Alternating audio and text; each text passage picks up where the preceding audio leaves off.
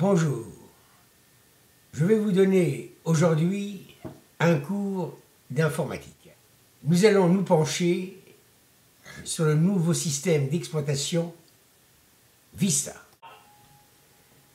Ce nouveau système d'exploitation existe en plusieurs versions. Vista existe en deux versions. La première en 32 bits.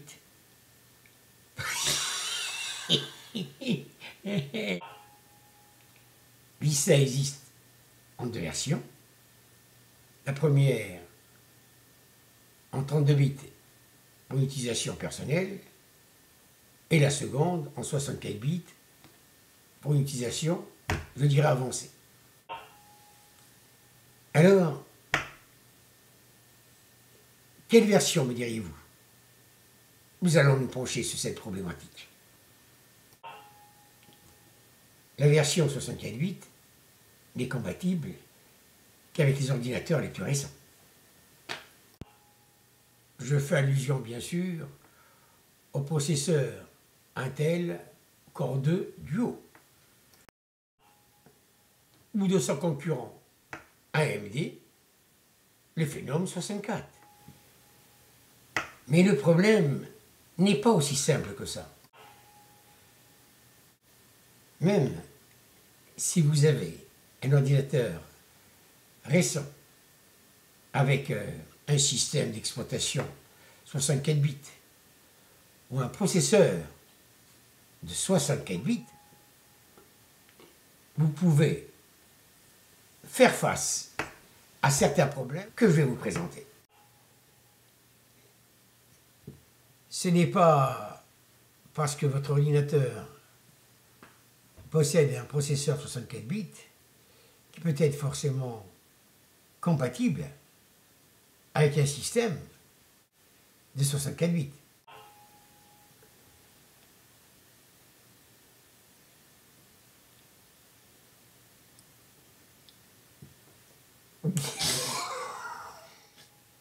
La problématique est celle du driver ou du pilote en français. Seul un driver de 64 bits compatible avec une exploitation de 64 bits pourra tourner sur un ordinateur de 64 bits. Alors, quel est le problème, me direz-vous? Les drivers 64 bits sont rares. Il est possible que votre périphérique ne supporte un driver que de 32 bits. Qui dit driver 32 bits dit système d'exploitation de 32 bits. La bonne nouvelle, c'est que vous pouvez tourner un driver de 32 bits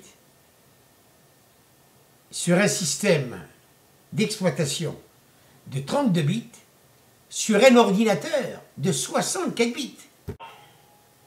Et finalement, pour une perte de performance assez négligeable.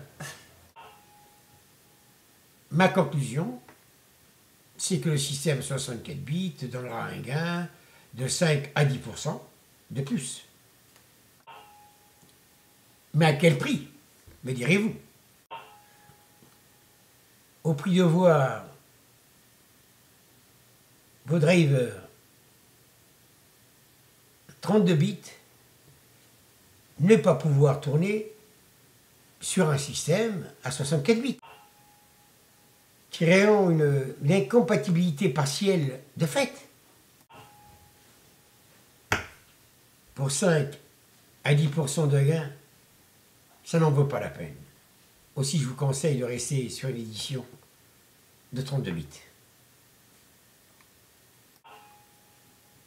Merci et à très bientôt pour une prochaine leçon. Dans une prochaine leçon, nous parlerons des cartes graphiques à 256 bits.